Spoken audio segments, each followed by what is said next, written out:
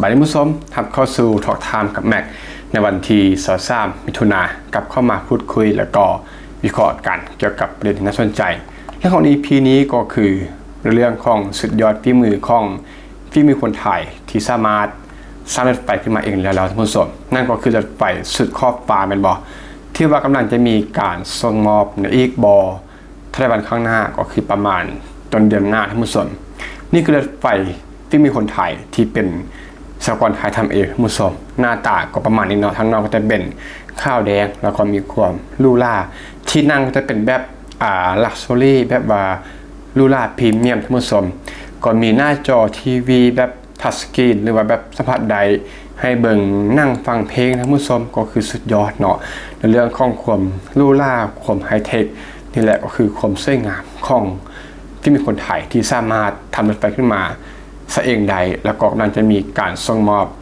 ซึ่งที่ผ่านมาแม็กก็ได้ยินข่าวอยู่คร่าวๆเนาะว่าไทยนั้นสามารถทำรถไฟไทยขึ้นมาซะเองได้แล้วแต่ว่านี่ก็คือข่าวที่กำลังจะมีการส่งมอบแล้วแม็กก็เลยได้มาเบิ่งแล้วก็มาหาข้อมูลก็คือน่าสนใจในรายประเด็นที่จะ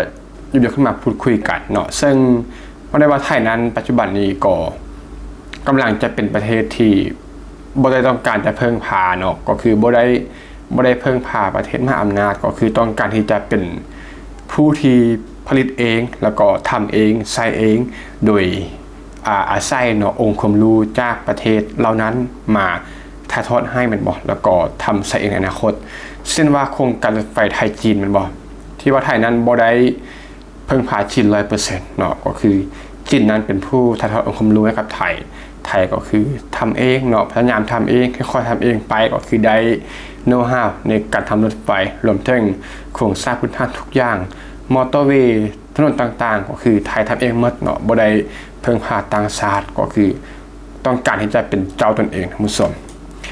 ซึ่งเราไปพูดคุยกันเกี่ยวกับประเด็นที่สำคัญของโครงการนี้เนาะก็คือรถไฟสุดขอบฟ้ารถไฟไทยทำท่านผู้ชม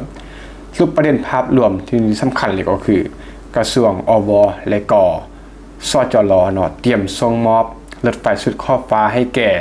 การรถไฟแห่งประเทศไทยในวันที่3กรกฎาคมก็คือเดือนนี้เนาะประมาณ10 กว่าวันข้างหน้านี่แหละจะมีการส่งมอบท่านผู้ชมนั่นหมายความว่ารถไฟสายนี้รถไฟขบวนนี้ก็ทำสำเร็จละ 100% เป็นโครงการต้นแบบรถไฟทำเนาะก็คือเป็นรถไฟนำร่องท่านผู้ชมที่ออกแบบแล้วก็ผลิตภายในประเทศไทยมีสัดส่วนการผลิตโดยคนไทยหลายกว่า 40% แน่นอนเนาะว่าปัจจุบันนี้อาจจะบ่ได้เป็นคนไทยทำเองมันบ่อาจจะมีสิ้นส่วนที่ว่าไทยนั้นยังบ่สามารถผลิตเองได้หรือว่ายังห้ามบ่ได้เนาะยังต้องนำเข้าหรือว่ามีความร่วมมือกับต่างชาติแต่ว่าสำคัญก็คือคนไทยเนาะมีสัดส่วนหลายกว่า 40% ซึ่งก็ถือว่าเป็นการเริ่มต้นที่ดีเนาะก็คือสัดส่วนที่หลายแหละเกือบ 50% ท่านผู้ชมซึ่งงบประมาณพัฒนาก็คือ32ล้านบาทก็น่าจะถือกว่าการนำเข้าเนาะแน่นอนมีเป้าหมายเพื่อลดการนำเข้าตู้โดยสารจากต่างประเทศซึ่งก็เป็นเบสิกเนาะข้อนี้ก็แน่นอนอยู่แล้วแล้วก็ส่งเสริมอุตสาหกรรมระบบรางภายในประเทศไทยลดต้นทุนการผลิตเนาะแล้วก็ลดค่าใช้จ่ายจากการนำเข้ารถไฟได้ประมาณ 30-40% ซึ่งก็เป็นต้นเงินที่ว่ามาสร้างท่านผู้ชม 35-40% นี่ถือว่าเยอะเนาะถ้าเราคิดเป็น10ล้านบาทแม่นบ่ 40% ของ10ล้านบาทก็คือ4ล้านบาทเนาะถ้าเป็น100ล้านบาทก็คือ40ล้านบาทเลยท่านผู้ชมนี่คือระยะยาวเนาะที่ว่าจะสามารถลดค่าใช้จ่ายในการนำเข้าได้ซึ่งก็เป็นโครงการที่ดีเนาะเซฟเงินอนาคตท่านผู้ชมประเด็นวิเคราะห์ที่น่าสนใจมาเริ่มที่ประเด็นแรกก็คือนี่ก็เป็นจุดเริ่มต้นการสร้างแทรกกรรมรถไฟของไทยเนาะที่ว่าเป็นโครงการนำร่อง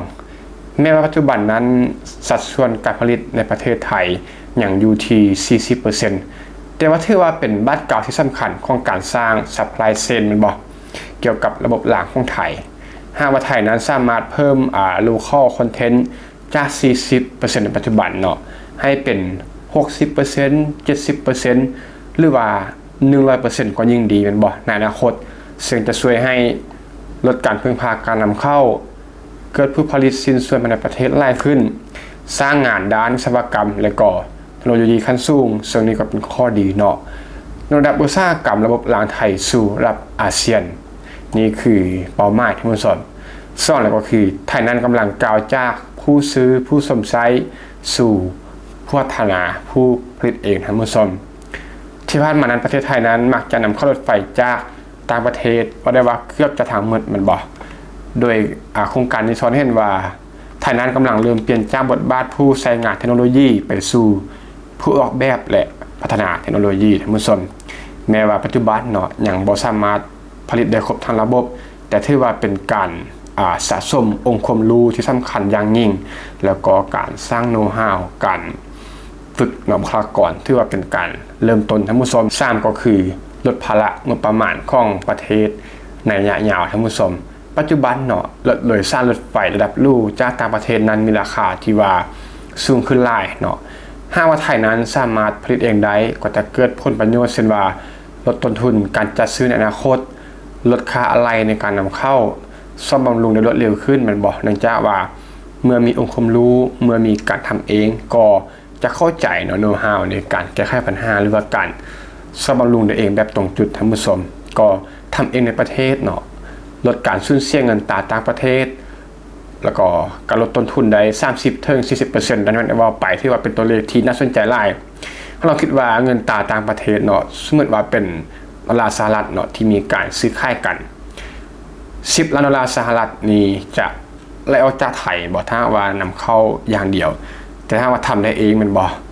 จะสามารถเห็นให้เงินนั้นหมุนเวียนในประเทศแล้วก็ลดจาก10 ล้านเหลือ6 ล้านดอลลาร์สหรัฐทั้งหมดก็คือลดลง 30-40% ก็คือเป็นเงินที่ว่ามหาศาลเลยเนาะในระยะยาวที่มีการถ้าว่าสะสมกันไปแล้วก็สำคัญก็คือเงินจากบุคคลในประเทศเนาะที่ว่าเป็นเงินตราต่างประเทศทั้งหมดและ4ก็คือระดับคุณภาพของบริการรถไฟไทยทั้งหมดซึ่งรถไฟไทยต้นแบบคันนี้นั้นที่ออกแบบให้เน้นประสบการณ์ผู้โดยสารระดับพรีเมียมเนาะประกอบไปด้วยซูเปอร์ลักชัวรี่คลาสจำนวน8 ที่นั่งแล้วก็ลักชัวรี่คลาสจำนวน17 ที่นั่งซึ่งกับเป็นลักชัวรี่คลาสทั้งหมดก็คือเขาเบิ้งจากภายนอกก็คือลูล่าทันสมัยแล้วก็ที่นั่งนี้สะดวกสบายเนาะคือกับบนเครื่องบินทั้งหมดซึ่งว่ามีสิ่งสะดวกหลายอย่างเช่นว่าระบบ infotainment หน้าจอแบบทัชสกรีนหรือว่าหน้าจอที่สามารถสัมผัสได้คือกับสมาร์ทโฟนเนาะรองรับ YouTube แล้วก็ Netflix ซึ่งเข้ากับไลฟ์สไตล์ของคนในยุคปัจจุบันที่ต้องการเบิ่งหนังมันบอกหรือว่าเบิ่งเนื้อหาต่างๆใน YouTube เช่นเดียวกับท่านผู้ชมที่เบิ่งแม็กอยู่ในปัจจุบันแสดงข้อมูลตำแหน่งในการเดินทางเนาะแสดงอุณหภูมิภายนอกแสดงค่าฝุ่นท่านผู้ชมซึ่งไม่ถึงค่าฝุ่น PM 2.5 ระบบฆ่าเชื้ออัตโนมัติระบบรักษาความปลอดภัยห้องน้ำที่ว่าเป็นระบบปิดเนาะหุ่นยนต์บริการโดยสารอาจจะเป็นการเสิร์ฟอาหารหรือว่าเครื่องดื่มต่างๆเนาะซึ่งสิ่งเหล่านี้นั้นก็ทอนให้เห็นถึงแนวคิดสมาร์ทเทรนที่สอดคล้องกับแนวโน้มของรถไฟไทยทันสมัยในทั่วโลกทั้งหมดนี่แหละก็เป็นเรื่องราวของรถไฟคันนี้ก็คือรถไฟสุดขอบฟ้าที่ปัจจุบันก็สำเร็จแล้ว 100% แล้วก็กำลังจะมีการส่งมอบให้กับการรถไฟในประเทศไทยในวันที่3 กรกฎาคมในวันที่3ที่กำลังจะมาถึงเนาะอีก10 กว่าข้างหน้าก็ต้องบอกว่านี่คือการพัฒนาของสหกรณ์ไทยที่บ่ยอมอยู่กับที่เนาะบ่ยอมเป็นผู้ซื้อฝ่ายเดียวบ่ยอมเป็นผู้นำเข้าฝ่ายเดียวก็คือจะเป็นเจ้าตนเองในการผลิตไม่บอกผลิตใช้เองแล้วก็จะพัฒนาเป็นผลิตส่งออกทั้งหมดนี่แหละก็คือการที่บอเทิงวิสัยทัศน์เนาะระยะยาวทั้งหมดก็เป็นโครงการที่ดีไล่เช่นเดียวกับโครงการต่างๆที่ประเทศไทยนั้นทำเองมันบอกเรื่องของระบบโครงสร้างพื้นฐานทั้งหมดถ้าท่านที่ว่าฟังท่านจุดนี้มีคำถามตัวใดหรือว่ามีข้อมูลตัวใดเราจะมาแลกเปลี่ยนหรือว่าพูดคุยกันหรือว่าให้ข้อมูลมาเพิ่มเติมเกี่ยวกับรถไฟสุดขอบฟ้าคันนี้เนาะก็เต็มที่ของคอมเมนต์ท่านผู้ชมและอีพีนี้ก็ต้องขอทุกท่านว่าเราจะฟังพบกันใหม่อีพีต่อไปขอบใจ